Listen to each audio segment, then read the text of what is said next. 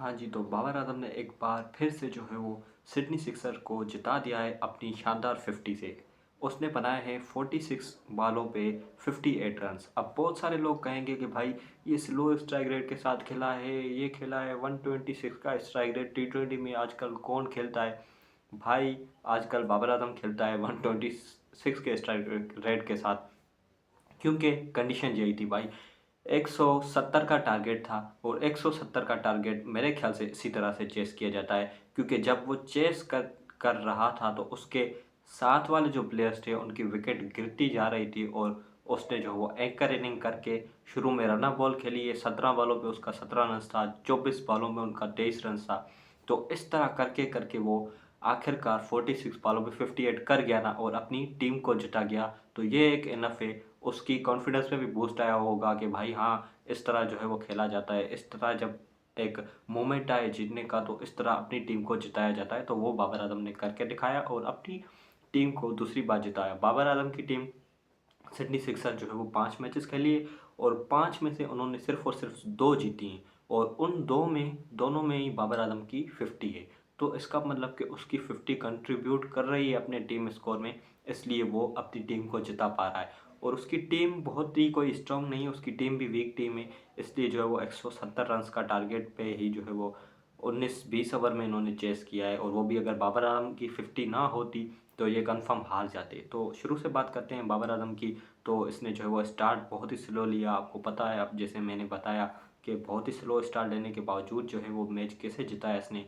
इसके साथ जो है वो एक एक सिचुएशन तो ऐसी आई, मैंने कहा अब तो ये हारने लगी हैं सिडनी सिक्सर, क्योंकि बाबर आजम भी स्लो खेल रहा था और इनका कप्तान इनकी टीम का हेनरिक ह्यूइस नाम है इसका, तो वो भी स्लो खेल रहा था। 10 गेंदों पे उसके 6 रन थे और वो भी स्लो रनर बॉल की वो भी जा रहा था। तो दोनों स्लो खेल रहे थे और 10 ओवर में इनको चाहिए था पूरा का पूरा 100 रन। अब 10 ओवर में 100 रन चाहिए थे और दोनों प्लेयर स्लो खेल रहे थे। उसके बाद ये हुआ आउट, इनका कप्तान हेनरी क्विस हो गया आउट।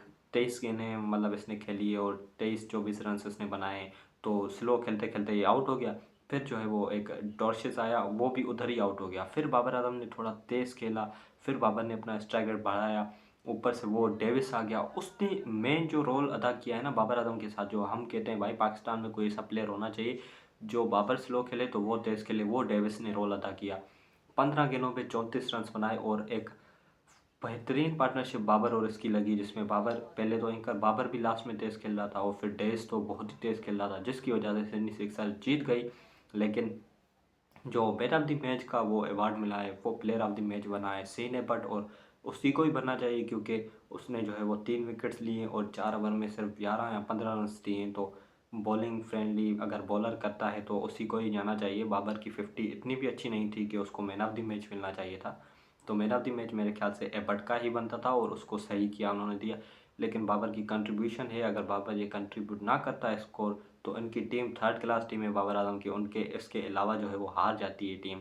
तो वही जो माहौल इसको पाकिस्तान टीम में मिलता था कि एक ही बंदे पे पूरी टीम डिपेंडेंट होती थी, यहाँ पे भी यही हम चाह रहे थे कि भाई कोई ऑस्ट्रेलिया में जा रहा है और माइंडसेट वहाँ का शेयर करेगा ड्रेसिंग रूम, तो इसका भी वही माइंडसेट होगा, अच्छी टीम के साथ खेलेगा। लेकिन इसको वहीं पे भी यही टीम मिली है कि पूरी की पूरी स्लो टीम और इस पे ही डिपेंडेंट है।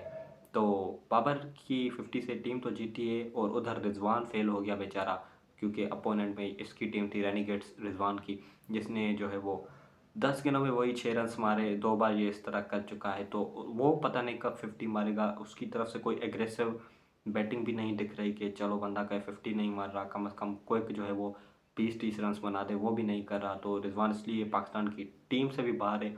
बाबर मुझे लगता है कि जो इस तरह खेल रहा है बीबीएल में, ये अपनी टीम में आ जाएगा पाकिस्तान की, क्योंकि पाकिस्तान की टीम में हमें कोई ऐसा बंदा चाहिए श्रीलंकन पिचेस पे, क्योंकि वर्ल्ड कप है, जो कि रुक के खेल सके। बाकी तो सारे हमने हिटर्स भर के देख लिए, एशिया कप में काम नहीं हुआ। तो हिटर एक एंकर इनिंग में बाबर आजम को एक कॉन्फिडेंस भी आ रहा है बीबीएल से कि वो मैचेस भी जिता रहा है और एंकर इनिंग भी उसकी कामयाब जा रही है। तो बाबर को इसी तरह ही बैटिंग करनी चाहिए बिग बैश में। हाँ, जब ज़रूरत पड़े, जब 200 का टारगेट हो या 220 का, फिर उसको अपना स्ट्राइक रेट अप रखना चाहिए, क्योंकि तब तो एंकर इनिंग चलती ही नहीं है।